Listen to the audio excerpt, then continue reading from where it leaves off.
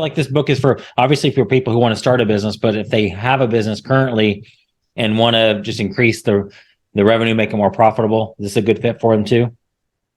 Yeah, well, the title of the book is The Business Guide to Wealth Creation for Entrepreneurs, Leaders, and Investors, which that's a pretty big group, So, and if you're working for a company or you're thinking about what you want to do with your life, you're trying to think about what kind of job I want to have.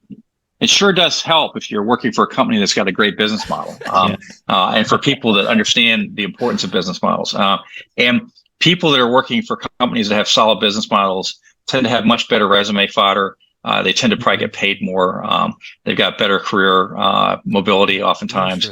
If you're an investor, if you can look at a company not just as a stock, not as like, I'm going to buy GameStop today because some people are, it's a momentum thing and I'm going to just buy that. But if you're really reading financial statements, and by the way, this is a little bit of a lost art because, roughly 2/3 of the trading volume in our stock, when I was running the company, would be done by people who didn't even have a clue what we were doing. Which happens all the time. But if people will read it and really understand what businesses are doing and how they're creating value, they'll make better investment decisions.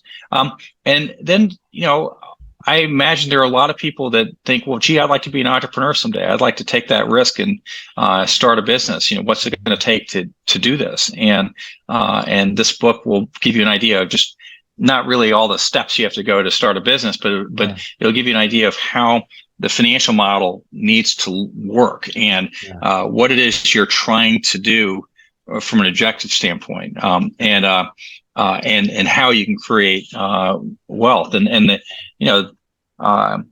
The goal for sure is you'd like to be inside the 12% of Americans that are millionaires. The number drops to 6% for those that are worth, so you're 12% for $1 million.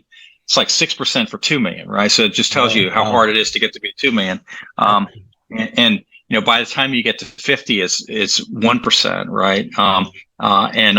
If you're a billionaire, you're in like 1/1000%, right? So it really drops off a lot. But so you want to be somewhere, a win would be certainly between like the 12 and the 1, somewhere. If you can get there, that'd be a massive win for anybody. And it's totally attainable. I mean, completely 100% attainable, and especially in a market like we're in, because since you got 10,000 companies out there that are looking for good ideas and good people and good management teams, for the people on your podcast who are listening in, if you got some good ideas and some good folks and a decent business model, you should be able to raise money to start a business. And that's what I've done multiple times. Do you think with somebody who's getting ready to start a business or in raising capital, if they have read your book, they're going to sound a whole lot smarter to potential investors than somebody else who goes about it the old way?